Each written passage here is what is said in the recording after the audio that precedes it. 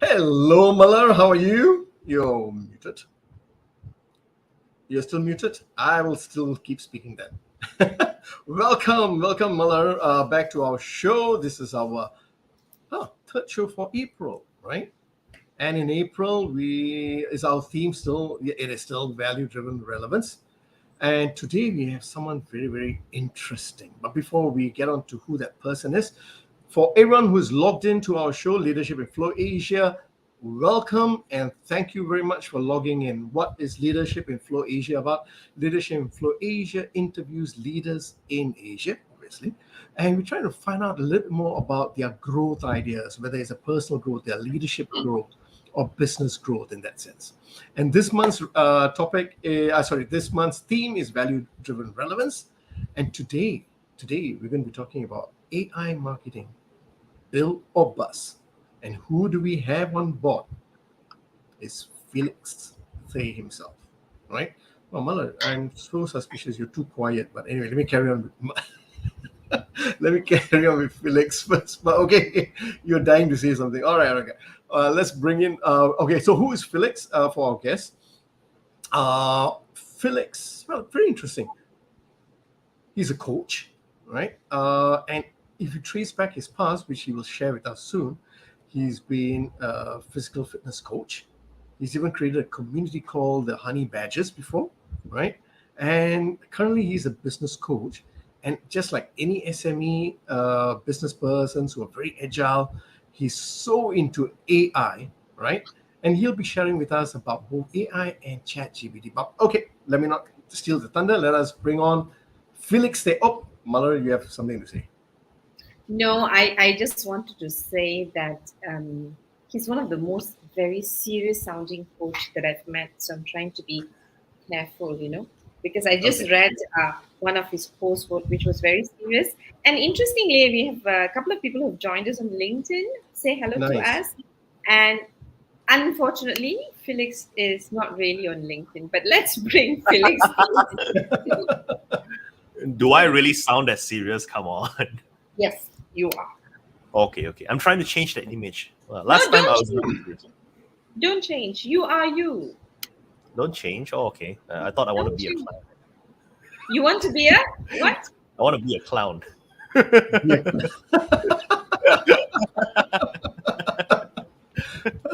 Felix, a clown. Let me see how the image doesn't fit. Felix, it doesn't fit. It doesn't fit at all. Funny guy, maybe. Okay, but clown, no love. You're a funny guy. Yeah. Yes, Mala. Nice. Yes. All right. Because today we are talking about a topic that we don't usually talk about, right? I show value-driven relevance. That's fine. But AI marketing, I think you either have a love affair with AI or otherwise, right? And we know that lately, especially after Chat-GPT was launched, there's a lot of voice and noise about it's good or not. We want to love it, we want to embrace it. At the same time, we're saying, oh, it's so difficult and stuff like that. So Felix is actually talking about, we're not just talking about Chat-GPT, unfortunately, today, but when we spoke to Felix, he has got something bigger for us, which is one, AI marketing and social media marketing. So Felix, tell us, how did you come to the social media marketing space? Tell us a bit about us and how you ended up here. So clever. So clever. So when you say, how do I end up in the social media space, do you mean start using social media marketing, or do you mean start teaching people about social media marketing?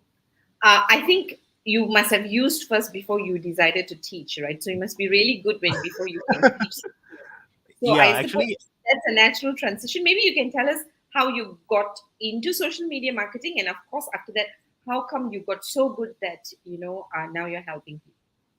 well, many like it started all the way when I think when it comes to social media marketing, it starts more or less the same way for many of us. I was just I hear there is this thing called MySpace. So some of us are old enough to remember MySpace and Friendster. And then they invited me onto it. I hop onto it and I just browse through, and be a consumer just like anybody else. But eventually, I started to use it more and more to the point where it has become like my personal diary that. Like I would do catharsis on social media space by posting about my own opinions, my own thoughts, because it was a platform where I have a voice. Whereas and it was a very funny thing because in real life, me back then when I was 18 years old, 19 years old, I was a huge introvert. Nowadays, I wouldn't say I'm an introvert anymore, probably an extrovert. Like I enjoy being around people. But back then I was an introvert. Back then I really dislike being around people. And being around people just really saps and drains my energy, and I felt that I couldn't be myself around them. But with social media, with that barrier, that monitor or the screen on my phone, I felt that there was a distance between me and the rest of other people. So I felt that safety to be more expressive about who I am. So that's part of what I mean by being a clown, because for all of the seriousness that I talk about, actually, I don't really like talking about all this serious stuff. I would prefer uh, to keep it light and keep it casual. But the necessity of what I do and the impact that I'm trying to create necessitates that I talk serious stuff from time to time. So, these days I try to weave in entertainment together with education. Having said that, over the years, like I started to develop a form of following on particularly on Facebook. I tried to go to other platforms, but it just never really stuck to me. Facebook has always been the one. And just now, Ashok said something about honey badgers. So um, it started with me wanting to sign up for this race called Viper 21-kilometer challenge, Viper Challenge 21-kilometer obstacle race. And me and my friends, we started to work out together to train for that race. And then we started to use social media to invite other people. We post our training book photos up on Facebook. We invite other people to join, and our community grew. At some point, it grew to the point where we have like 60 people working out with us every single week at our peak. And it was so popular to the point, right, where I would have a Facebook page called Honey Badgers. And what I would do is that every Thursday by 1 p.m., I would post a booking slot. So if you want to join us this Saturday, put your name under the list over here. And there was a point where within 60 seconds, right, all 60 slots were filled up. People couldn't make it. So those were the heyday lah. And we caught so much attention around PJ KL area that we had investors coming in, and I was offered to create a gym based on this community. So we created a gym. It became semi-successful until I hit a burnout. There was I hit a burnout. There was a lot of problems with me back then. Not only was I an introvert, I was also quite egotistical. I was quite arrogant. I was quite stuck up. I was quite stubborn. There are many flaws of me back then. And all of those problems, right, has caused me to make some pretty stupid avoidable decisions, which eventually cost me the entire business. And after about 3 years of operating that business, I decided that my mental health is so bad, right? I was actually having panic attacks every day. Sometimes I couldn't breathe. Sometimes I couldn't. There were so many things that happened. There was too much pressure, so I just decided to let the business go. And throughout all of that, throughout all of those years of me being in business, I developed more and more my ability to write, my ability to create content, my ability to market myself online, gotten mentors and all of that. But the funny thing is, no matter how much my marketing skills increased, my personal skills, my inner skills, right, wasn't following up. You see, so therefore, after I came out of that, I got two big commitments for myself. Number one, the first commitment was like I need to put myself first, because back then my idea is that I need to go and settle everyone and everything around me, then I'll have peace of mind. But the lesson that I learned from there is like I need to settle myself, and once I have peace of mind, then everything will become better. So it was a complete change for me. So I have a deep commitment that I'm gonna fill my own cup. I'm gonna grow myself. I'm gonna work on me. And the second commitment was I don't know shit. I need to actually get a mentor. So all the while I was having a business, right, I had a lot of advisors, I had a lot of people, but I didn't commit myself fully. It was kind of like whoever was trying to help me, I didn't really take my part of the ownership. I just let them help me, but I wasn't really involved. So in other words, I was just not coachable. But after that whole incident of me losing my business and all of that, having like really nasty, sometimes suicidal thoughts in my head, right? I said to myself, I really need to change this. So I committed that I'm gonna hire somebody to coach me, to teach me about this business game. And that was really the turning point for me. In like the moment I made the decision, it was both an external decision as well as internal decision. The internal decision was, this time I'm really gonna listen. I'm really gonna listen. And once I made that decision, my life completely changed. Like within a few months, my income multiplied by so many times. I found a really good mentor that taught me the things that I really needed to know the most, and most of the information was about myself, not really about the business. And therefore, another realization came about, that personal breakthrough equals business breakthrough. And after one whole year of working with like following the mentor, learning from them, I was given an opportunity to be a consultant. So I was following. My mentor gave me that opportunity, so I followed my mentor when we went around consulting businesses. I had the opportunity to learn from some of the world's best trainers, and I also had the opportunity to speak with like hundreds of small business owners, service-based business owners, people who when I see them, it reminded me of myself back then. People who were in my same boat before I found the realization that I did. And after about few years of doing this with her, I started to see the other side of the industry. Like how many times people say like, don't meet your heroes. So sometimes you see certain things from afar, it looks really good, and then when you get involved with the industry, it didn't seem so good anymore. So it is with a sense of personal development and as well business mentoring industry. I've seen certain things which I'm not very happy about.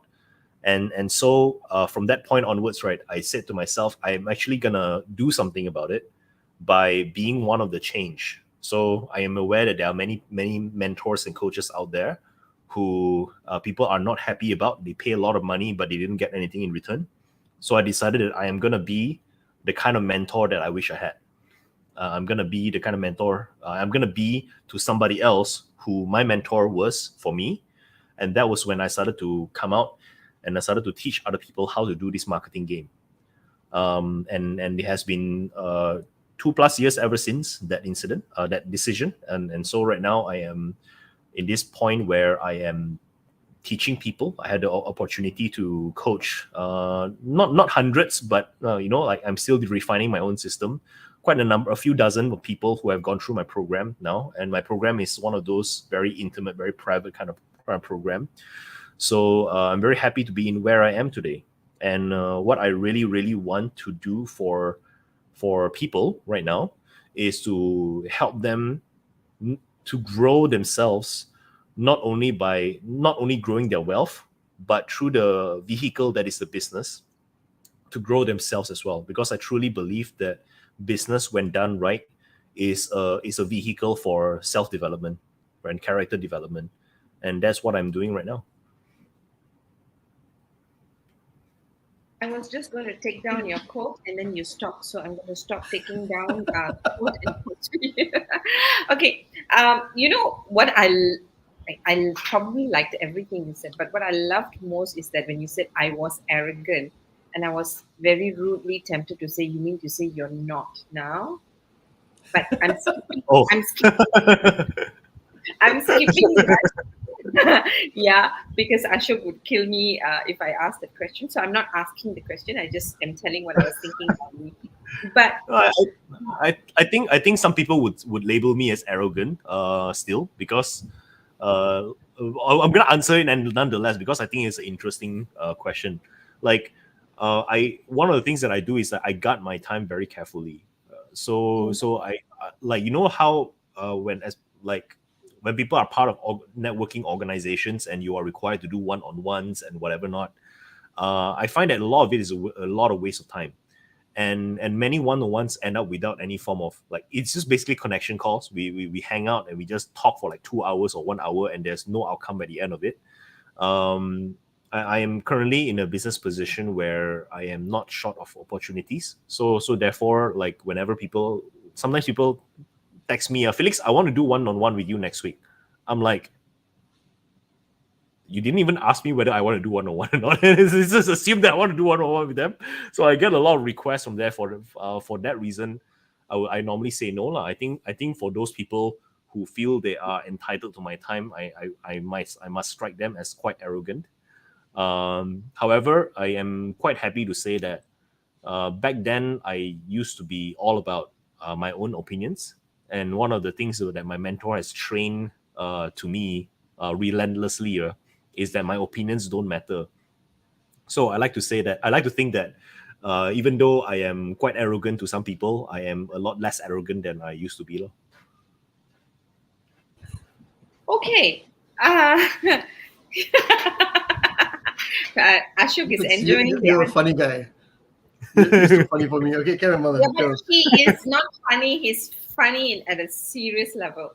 Now, Sam. Anyway, I'm going to go ahead and ask you the question. So, I think you've given us really a lot of stuff in terms of what I would think that's not commonly said. You know, I think it was really, and I really appreciate you acknowledging what you thought you were, and how you said had to fail, and how you then shifted, and then you also talk about commitment to your mentor and how what committing actually means and how that has shifted. And very importantly, you said something: personal breakthrough equals to business breakthrough, right? So I love the transition of your story, where you don't sound humble, but there's a lot of humility in all that you're saying. With in your very authentic way, like Felix, the two times I've spoken to you, right? That's coming through. So I want to thank you for that. And I like the last part where your mentor said your opinions don't matter, because I was feeling a little hurt myself listening to that, because it's like, oh my gosh, do I really have to believe that? But that's not the point. Like, I like to believe my opinions matter. So you seem to have gone through quite a bit of reflection, and you do a lot of deep thinking and deep commitment, right? Can I just ask you before understanding how you really got into social marketing space, right? If you did say that you made some stupid mistakes, right? I don't want to know what the stupid mistakes are, but I thought it's really interesting, because you say you made stupid mistake, and for your mental health and well-being, you made a shift. Can you just share with us what how did you I know you did say that you had suicidal thoughts, things were really difficult and all of that, right? Do you remember what's the point of transition when you realize that you need some help from a mentoring perspective? When I was in a fetal position, down on all fours in my ground, looking at my balcony, thinking that the balcony looks really good. Thank you. Thank you. Yeah. Thank you very much. Okay, and so now that so how did you get into social media marketing? Or maybe you should define marketing for us first. Actually, I thought I explained that, but based like didn't I explain that? Like I follow, like we were consulting for businesses, and then I But decided. that was in social media marketing. Okay. Help Yeah, us. yeah, Yeah. Can you define marketing for us so that we are all on the same page? yeah. So I'm gonna start with the usual definition and then my own definition. So the usual definition of marketing is basically people tend to misconstrue marketing for lead generation. So if I say uh, people want the kind of outcome where they are getting predictable, regular number of clients coming into their business, and so people think that the way to do that is to put the brand everywhere, be omnipresent. Put your brand, put your logo everywhere, tell your brand, your tagline everywhere, and that's what I call peacocking.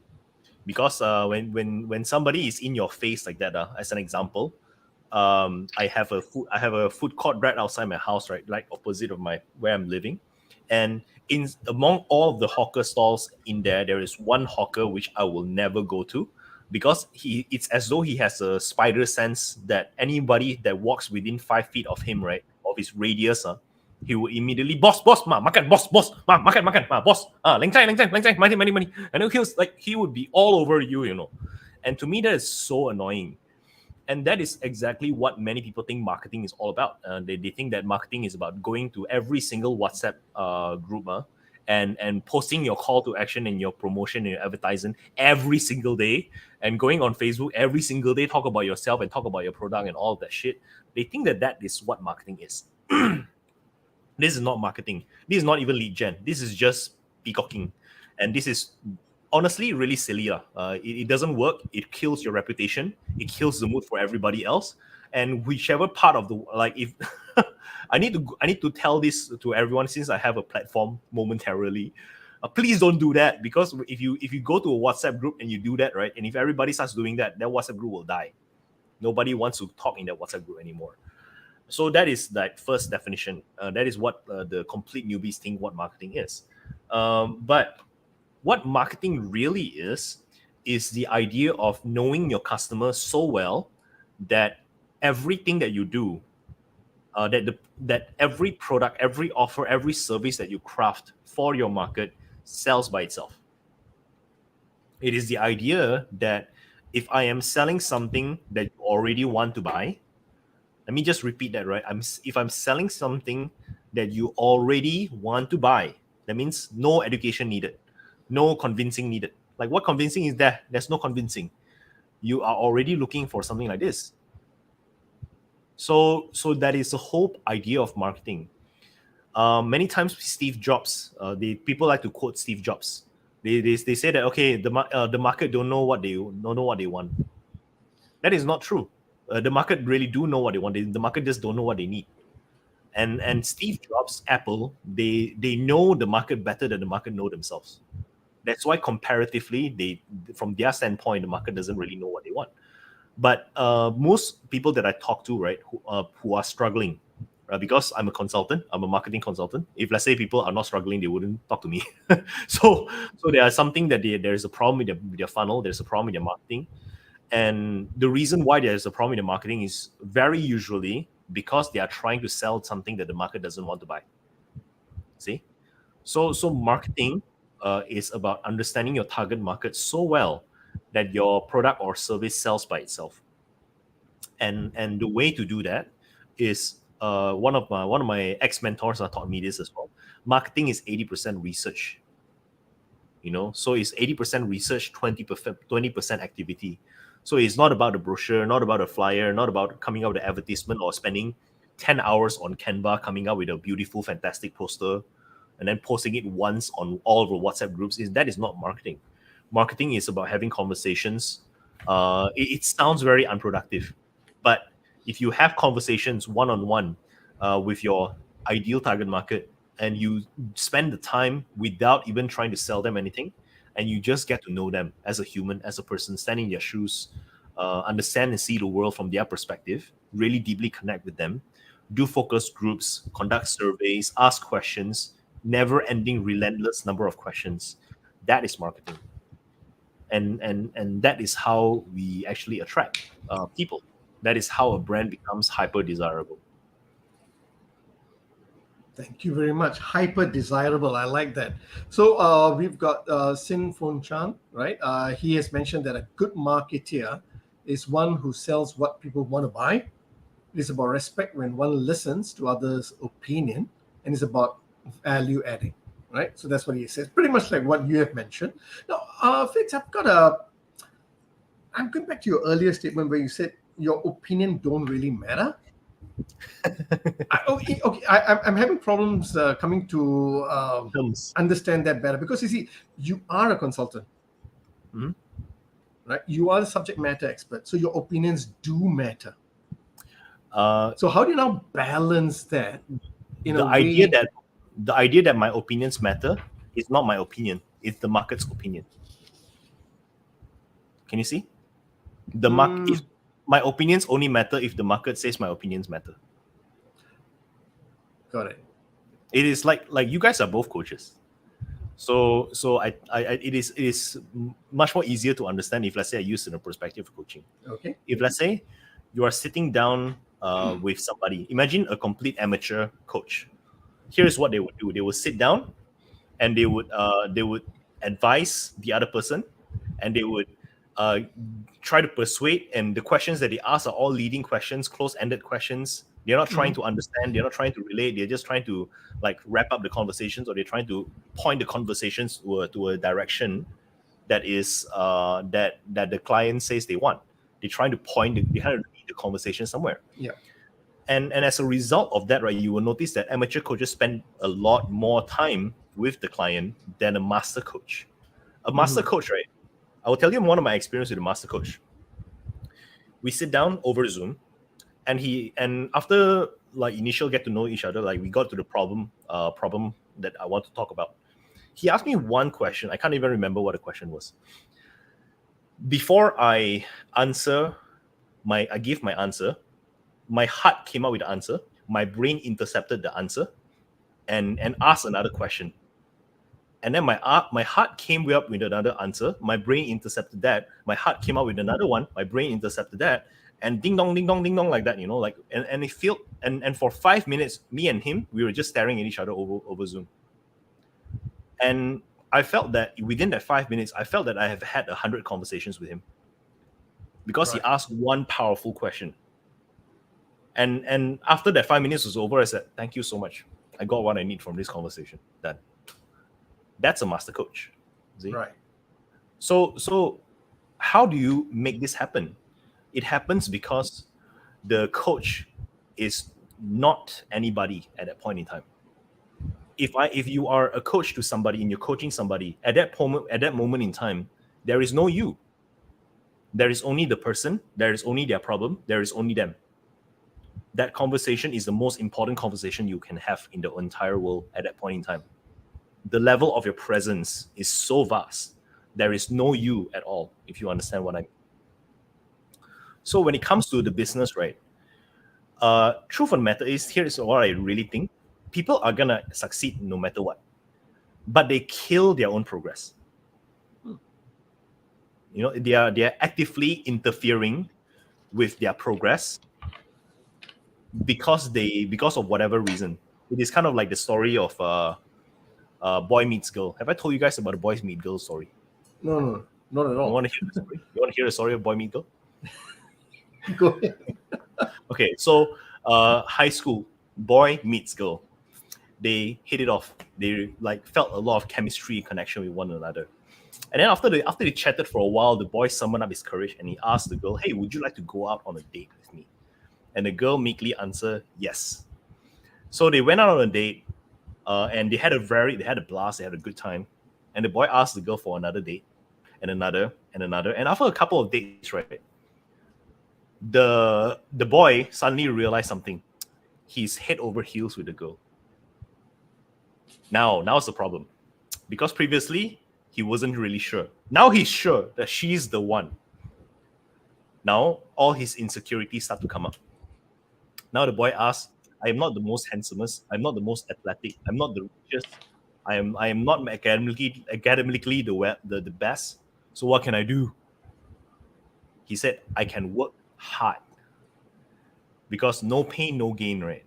Like I'm not the best, but I can woo this girl unlike anybody else. So he started buying her flowers. He started buying her chocolate. He started taking her out. Like use all of his savings to bring her out to the most fanciest place that he can bring her to.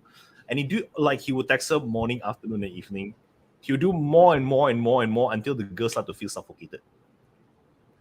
And then like one day he asked her outright. And she was like, "Oh, sorry, I am not free right now." And she started giving him a lot of excuse. And then he felt depressed. And then what does he do when he felt depressed? He worked even harder. And he go and try to woo her even more. So then over time, like the girl ignored him more and more until one day, like he was out there, like yet another rejection. He was out there playing computer game in the cyber cafe somewhere. He looked out the window, and there, lo and behold, there she was, that girl with somebody else, dating. When she obviously say that she is sick that day. So what is the moral of the story? Sometimes you want something so badly you can never have it. People want success so badly that they do too much to the point where it is interfering with their success. People want to do marketing well. People want to get more clients. But they believe, right, that they need to do all kinds of shit, right? So they come up with all kinds of opinions and all kinds of ideas. And when all of this is happening, they are so tunnel vision into what they think is best, what they think is right. No, this is what the client thinks, what the client wants. All of this culminates into biases. So instead of seeing the truth, they are seeing their own interpretation of the truth. Customer want A, they say no, you want B. Right? Customer needs C. They say, no, you need D because I'm an authority.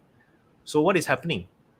With the more intention you have, the less room you have for attention. Right?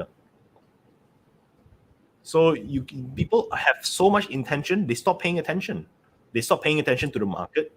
They stop paying attention to what people are trying to tell them. They stop paying attention to what the team is trying to tell them, what the customer is trying to tell them. And when people are saying something, they are so caught up in defending their position, right? They're trying to prove rather than improve. You see? So what is the solution to all of this? The solution is my opinion don't matter. Like I really don't matter. I am a nobody. I am just here. I am just here to observe and witness, right? In fact, right, the best coaches that I know of, that's all they do. They observe and they witness.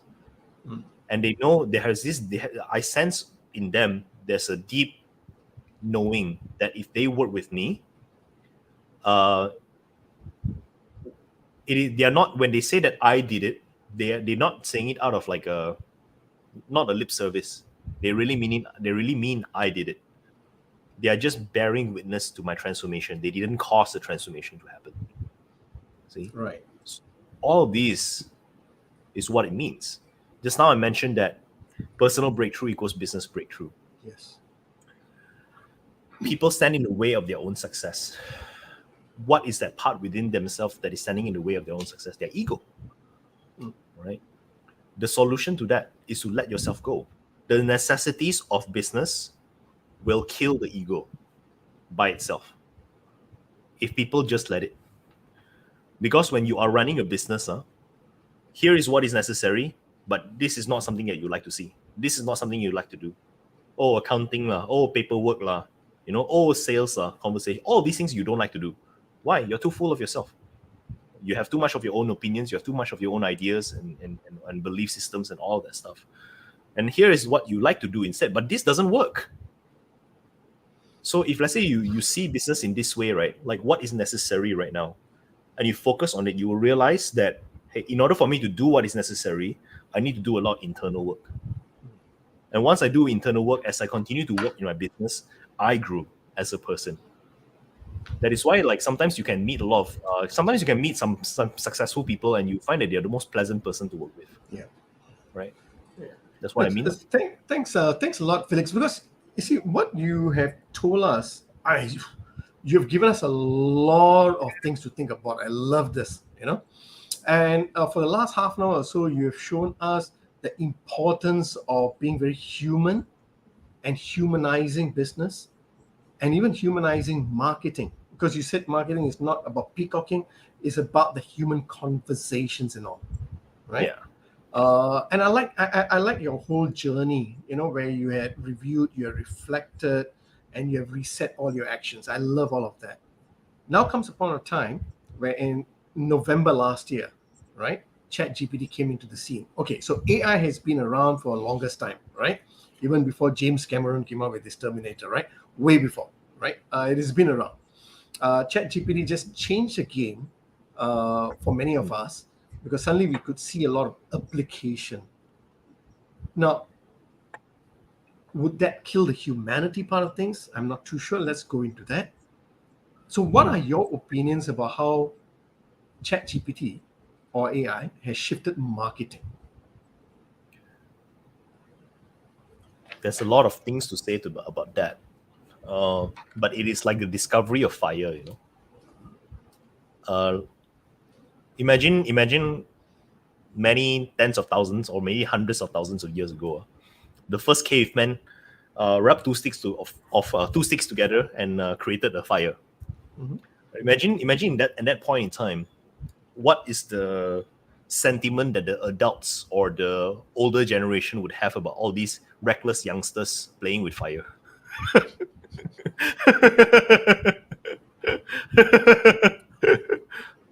You're playing with the power of the gods.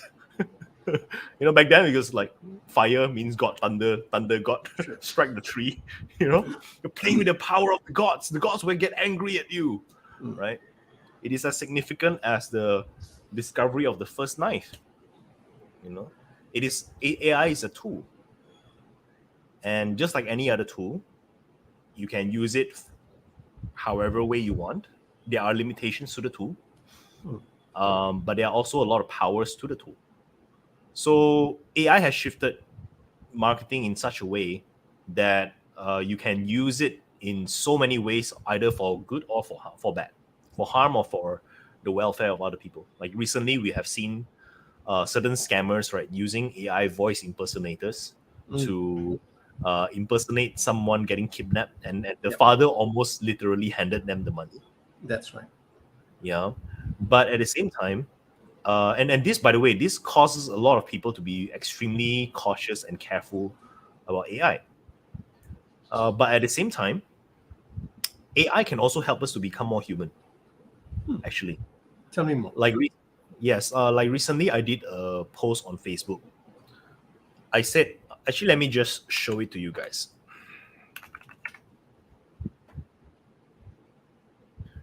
I was just ranting at that point in time. I wasn't really trying to get engagement or whatnot. I just felt like I had something to share, and I wanted to just share that. Can I do screen share? Yes, I can. Share screen. Window. Can you guys see this? No, we can't. No Uh, worries. You How can't. about You now? can't share screen. You can't. You can't. Oh, I can't share screen. Yeah. But something was happening just now. I'm not too sure. No, you can't share screen because there is. I can share screen. Oh, I see. Okay, no problem. I have a workaround. Give me a second.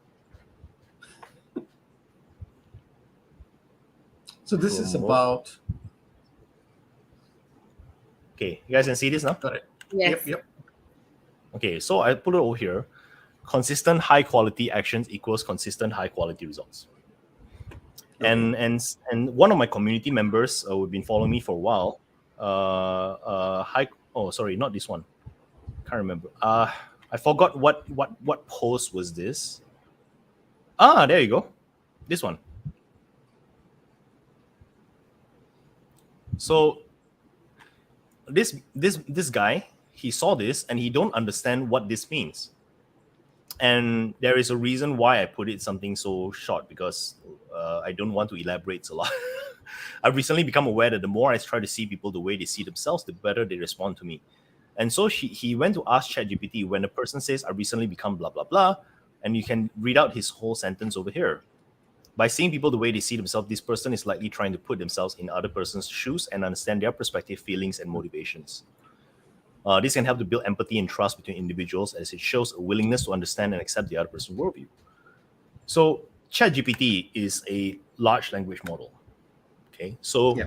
what it means is that it knows how to converse, and it is very fast at connecting the dots because it is used to predict what is the next most likeliest thing to say, next most Sure. likeliest word to say. So when you don't understand something, if you see the end point and you see the starting point, but you can't see the connection between the two, you can just ask, and it will give you not 100% the truth, but it will give you what it thinks as a matter of opinion. And we have the biggest barrier, in my opinion, that prevents human connection is communication. Yes. And due to various factors, like invulnerability is a factor, laziness to talk is also another factor, right? Depression is another factor. I'm fine. Somebody once said fine equals fear, insecure, neurotic, and what is the E? I can't remember. So there's an acronym for fine, you know. Sure. So when you are trying to understand somebody, and if you don't quite understand them, just ask ChatGPT what might they think about. And I use it in the same way for market research as well. Okay. Market research, right? As I mentioned just now, time and again, market research is about humanization. It's about understanding somebody. And so there was one, like in the past before ChatGPT, it used to be that in order for my clients to in order for them to go through one part, we need to go through a market research, especially people who haven't gotten a validated product or service. They're completely new. I would put them through market research first. Their task is to have 30 conversations with their market. And their task is to extract all of that using my framework to create a certain logical, what we call a marketing argument about their market's problem, pains, and where are we taking them? What is the promise? What is the brand statement, and etc. etc. This used to take weeks of work at the very least for someone who is a full timer. If somebody is a part timer, it's even more. The other day, I did this with a client, right? And it took us all about 45 minutes with ChatGPT. From weeks to 45 minutes. To understand the insights. Yeah.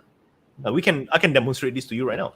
No. So a very quick question here, right? So what you've seen is how you can save time for people, right? Yeah. So that's what you're saying is AI is a tool. It's powerful in a way it can humanize.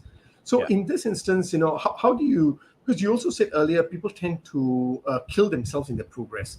So how can they ensure that when they use this AI, they still stick to the humanizing part of it and be effective? What actually kills people when they use ChatGPT? What are they doing wrong? What I think how people are using ChatGPT wrong, right, is thinking that ChatGPT is infallible. Because it's like, oh, here's the AI, here is my answer to everything. So now they hold everything that ChatGPT say as 100% valid truth, which is not. It's not, and never will be. Okay. Because even though AI is unbiased, humans are biased. So the creators of the AI tool will be biased, and therefore whatever they create will also have that taint of biasness no matter what. Sure.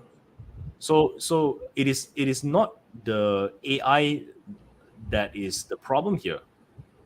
I want to reflect what you just said just now. You said that you said something along the lines of how do we reconcile? How can we use AI to still maintain human?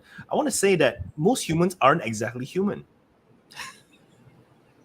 Okay. Go on, please. Like you. I'm sure you have seen. You're both on LinkedIn. I have escaped from that platform quite a while ago. I don't ever want to go back there again. But you're from LinkedIn, okay? Now you are in LinkedIn, and I'm sure you have gotten a lot of private messages from people trying to solicit sales from you. Okay. Do they sound human to you? No. Okay. No, they don't sound human. Why? Because from the first question, hey, how are you? Or hey, what do you do? And you're like, hello, just go to my profile and you can see what do I do. You know, "Hey, are you a coach or consultant?" I literally say in my profile, I'm a consultant. You know, and there's like, and then people are following this mechanical script. Right. Say this, and then this person say that, and you say this. How is that human? Sure. Conversely, right? I am seeing more and more people would rather talk to a Chat-GPT than talk to an actual coach. Why? Because if they go and because out of 100 coaches, there's probably about 1 to 5 who are actually good. Right. And the rest of them, and the rest of the time, it's like you have to deal with the ego. You have to deal with their insecurities. You have to walk around eggshells around them. Whereas like literally, right, when I talk about AI, there are so many people on my feed that are saying ChatGPT is actually helpful when you ask them a question. Sure. Now, see, what I see here, Felix, is it could be a skills gap. Because I guess I've been more acute observing how with social media people have become like what you mentioned earlier. You're a bit more introverted, but social media allowed you to express yourself slowly, confidently, right? So I'm also Yeah. seeing people shell back inside because of ChatGPT, because they find that ChatGPT does not talk back. They don't have to deal with facial expressions, tonalities, and whatever you got. But it also tells me that this is a human skill gap that needs to be Address. talked, and talk to all of us humans. So in that same vein, right? I don't think we can run away from ChatGPT or AI. It's already here, and it's just going to get bigger and better, right? What are the skills, right? Do you think that leaders or people need to start looking at to build their human capabilities while working with the technological part of things? I think there's two things that you just mentioned. First is the skill set, and you asked me the question like, what kind of skill set is needed? Yes, that's but right. I think it is also important. It's very important to address what you first said just now. Like, some people are retreating into themselves. Yep. And I'm a gamer. I play computer games, Okay. and I've seen this thing happen a lot, right? And I think I want to address this. The reason why people retreat, anybody retreat, is because they felt it was unsafe to be in a certain situation. If you force them to be in a position where they felt unsafe, does it really do more good than harm? I don't think so. I don't think it's productive. Like in the gaming community, I see people who are really, really close off, right? The moment they start to do better in the games, they start to open up more and more of themselves. And the necessities of the game, in the same way the necessities of running a business, the necessities of the game is causing them to communicate more and more with other players. And over time, I see them becoming leaders. I see them becoming community leaders, or they run certain things, organize certain things, and become better and better, more participative. It is not so much of them who are retreating that is a problem. It is the people who are not okay with people retreating that is a problem. If let's say I'm talking to somebody, for me the meaning of empowerment means you are okay to do whatever you want to do. I would just tell you what I think about it, but you are really literally free. I'm detached from what you choose to do because that's your life. Sure. On conversely, if I start to say that, okay, this is what is best for you, that is not what is best for you, I'm not really empowering. I am actually disempowering their choices over here. So with that understanding, right, you ask what is the kind of skill set that is important in the age of AI. the kind of assets, which is the kind of skills which is not so important, or rather the kind of skills which is more important than most skills, right, is the actual soft skills rather than the hard skills. Like you talk about coding, what's the point of like learning so much about coding when AI can do so much faster and better than you? You just need to understand the concept, and if need be, if let's say some cataclysmic event happen in the future and like all AI on in existence suddenly disappear, we will learn it again lah. There's no problem, right? But what is not something that is so easily to build and is more scarce is your ability to communicate with other human beings and your ability to communicate with AI. So I foresee a place or a time when the person who is the most likable, as an example, likable is slash influential slash able to relate, empathy, compassion. Those are the kind of people who will thrive the most. It is like when like Jack Ma once said this: "Don't do business with poor people." Old Okay? people, Poor people. poor people. Okay. And his reason why, like, he has a whole rant about it. Like, he's like, you give them opportunity, they say it's too good to be true. You give them a discount, they say there must be something wrong. You give them the actual price, they say it's too expensive. There is a problem with everything. And Sure. likewise, right, whenever I deal with struggling entrepreneurs, right, they have a problem with everything. They have a problem with the whole world. They have a problem with everything. They need everything to be perfect in order for them to take any form of action. Whereas when I deal with people who are already successful, they are so kind, they're so easygoing, and so chill. You see, and there's a certain culture that they do business with. That when they do business with somebody, they prioritize relationship. They prioritize. They don't really prioritize the ability to what is your actual skill set. That is the poor people mindset. What is your actual skill set? They prioritize like who am I able to communicate with, because they know that if let's say even if let's say I'm doing business with somebody, and even if let's say they are not that skilled, just because they're able to communicate my needs with me, they have proven that they can empathize with where I am. This person is automatically more reliable than the people who are snobbish and have like real amazing tremendous skill sets. So the number one biggest skill set is, I think, communication. The ability to communicate with people, other humans, and the ability to communicate with AI. Yeah. So thank you very much for that. Because I can see where you're coming from. And I must tell you, I've never heard the angle about the gamers before.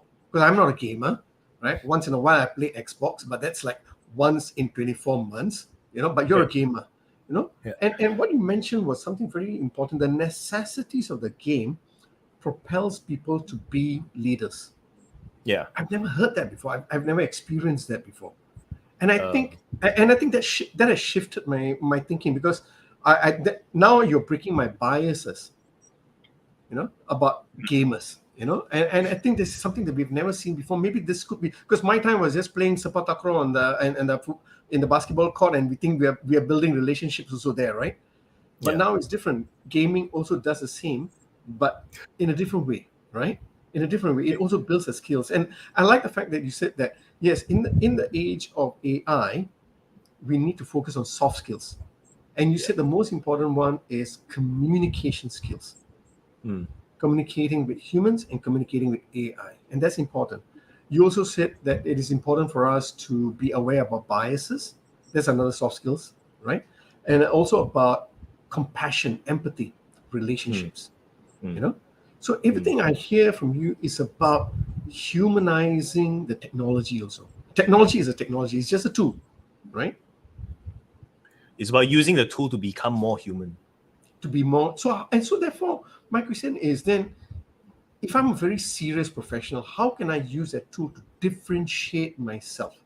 I'm going to use AI, whichever the AI tools is, Chat-GPT or anything else, right? How can I add value? When you say Differentiate professional, are you myself? talking about people who are in employment? Let's talk across the board. Whether if I'm an SME, right, subject Okay. matter expert, also in that sense, right, Okay. in a small business or in a corporate space. Let's talk about Okay. everyone. I want to Uh, add value. How can I do that using I, AI? I think I think the let's say the most important skill is communication and soft skills, right? Mhm. Then the most important quality about somebody who has tremendous soft skill is the ability to understand. So AI can help you, like as an example, ChatGPT can help you understand. It can help you articulate after as well. Understand and articulate. It helps you listen if you know how to use it. It helps you articulate if you know how to use it. So in the context of, let's say, somebody who is in employment, as an example, speaking as both an employee and an employer, in the past I've been both, right? when I was an employee, I always complain and bitch and moan about the employer. When I was an employee, I always complain and bitch and moan about the employee. Why does this happen? It happens because of a lack of understanding. And then when I really reflected back, right, I understand that when I was an employee, I didn't see the bigger picture. And therefore, I just constantly demanding my raise, demanding this and demanding that. But I don't understand what the hell is going on in the boss's mind. Yep. And likewise, the boss also didn't quite understand me. When I was an employee, I don't understand. Like, I could only interact with people who I used to be like. Everyone else who I wasn't like, who I'm not similar to. Okay. I do not know how to relate to them. Like back then, if you talk to me about empathy and compassion, it was like, that's useless shit, you know. Like I need like some things that actually bring revenue to the table. That was me before I was operating gym business.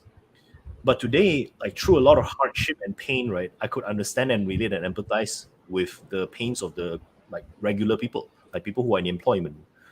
But with AI, right, I could just ask and ask ChatGPT to come up with vivid imagination, like vivid detail, right? Like a diary like that. Write it down for me. Exactly what is this person feeling when they said this one and said that? Like what could it like I could spend the time and do that. Because if I were to go and ask my employees, which I did, I tried to ask my employees, and they are already so closed off to me that they wouldn't tell me anything. But I can use ChatGPT and ChatGPT will tell me, no problem. Likewise, when it comes to SMEs, right? You can use AI to help you deliver better customer experience. Deal with prospects. Let's say this prospect are being too disrespectful, or this prospect is telling you demanding things out of the boundaries. You could just type it down inside ChatGPT and say, okay, this is what this person said to me.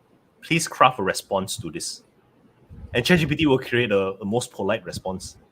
If let's say you leave it up to you, you'll be you cannot too emotional, right or not? And if you do this continuously, by constantly observing the examples of the response that is being given, you can learn how to do this for yourself. Only if you constantly observe and learn from the responses given. You could use AI to do market research, as I mentioned. You could use AI to understand your employees. You could use AI to craft internal. Like there are so many people whose English are not their first language, and even if English is their first language, they are not particularly good at articulating themselves. They can just come up with the point forms and ask ChatGPT to create the email response or craft an email based on this context. And ChatGPT will do that. You So know, over something, time, sorry. Go ahead. You know, Felix, something you've consistently from the beginning, right, from your time that you have shifted in your business, right? What I'm constantly hearing is humanize. Even with this example, right? Even with this example you gave about ChatGPT, right? What I'm hearing is empathy and emotions, right? Yeah. Yes, you need to build your human communication skill, but you can ask ChatGPT about what are the reasons a person is feeling this way, so that you can start that as a trigger conversation. So you need, that's what you mean by you need to be able to have a conversation with ChatGPT, have a conversation with human, but the intention must be about the attention of the people. What It's really about learning matters to about the people, right? Yeah. And it's It's about about staying keeping quiet, curious. and it's about listening to people and understanding their pains also, right? And I like the way you brought the different examples, and in this very short period, you know, I wish I could go further to find out more about how we can humanize AI and all, right? But you know, in this short period, you really left us with a resounding message. A tool is a tool, right? Use a tool to add value. Use a tool to make that impact. Do it without you being important. You're not the important person. Keep quiet, listen, and add value in that way. Thank you very much for sharing with us today's session. Muller, you've been absolutely quiet. You want to end off and say Yeah, no, goodbye to because Felix? I have questions that will need another session because I know what you mean. I'm arguing in my head for everything that Felix said in terms Sure. of.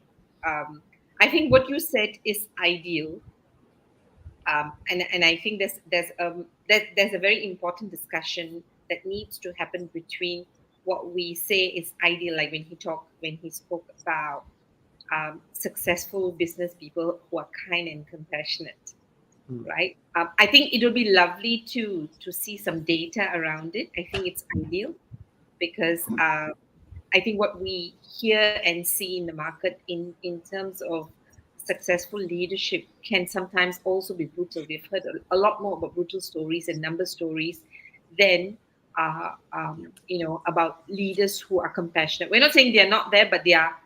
I don't know whether they're the most successful ones. So I'm going to. I think I need to wrap my head around it in the sense that not because I don't agree with you, but I think it resonates with me. It's fantastic. Ideal makes my heart warm. That's the world I want, but that's not the world I wake up to and see. Neither do my clients, right? My clients who are kind and compassionate don't usually get that in the business either. So that was my struggle. Yeah. Let me With clarify this before we end the call. I don't mean that people who are successful are automatically kind and compassionate. What I mean that there are people who are like that, and and of course there are also people who are brutal and people who treat their employees terribly and whatever not. But I think to this point, there is actually no point to ask why is this happening and what is the data around this, because all we need to do, what we really need to do, is focus in ourselves. Because one thing I shared with you before is the work that we have done, the work that we do within ourselves is the most important work that we can do for the world. Only hurt people, and all of these people who are hurting other people, they are themselves hurt. What can we do about them? We can't. Only they can do something about themselves. The best thing that we can do is live and lead our best lives and show them an alternative. And AI can help you do that. Wow. Thank you. Work within ourselves and be our best versions to inspire other people. Yeah. And bring Chat-GPT or AI along the journey. Thank you very much, Felix. Welcome. Thank you. Nice. Thank you, Felix. As we say goodbye to Felix. Yeah. Wow. Yeah. You're right. We need another session with Felix because there's more depth to go, you know? Yeah. Okay. All right. For everyone who is logged in for this show, thank you very much for coming in. And next week, we'll see you again, same time, 6 p.m. Malaysia, Singapore time. And this is Ashok here, together with Muller, saying goodbye from Leadership in Flow Asia. And I would like to record my special thanks to Sin Fong Chan for all your comments. We didn't get to read it out, even though we showed up. So thank you very much for engaging with us, and all the other people on LinkedIn who were following us silently. So thank you for engaging with us. And I'm sure you have benefited from Felix. I would say human thought-provoking thoughts for us to think through, the holiday. And for everybody in Malaysia, happy holidays. Our holidays starts tomorrow. Stay safe until we see you again next week. This is Mother signing. Bye.